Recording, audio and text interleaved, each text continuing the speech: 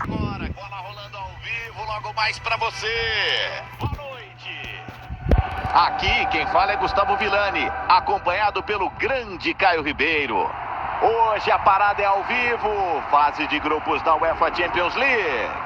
É Barcelona contra Porto.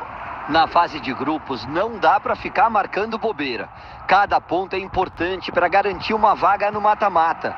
Eu acredito que os times devem fazer um bom espetáculo para sair. Livre, pode descer pro ataque. Pega no travessão.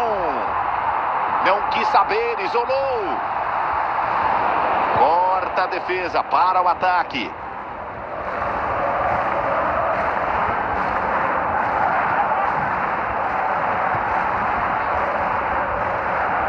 O Porto vem pro ataque.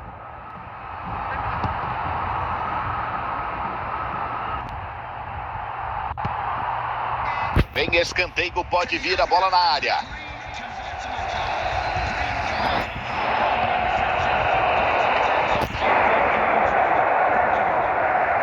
Gundogan. Koundé.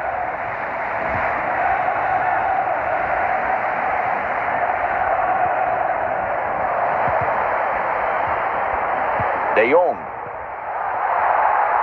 Lewandowski. Sobra campo e ele dispara. Gol!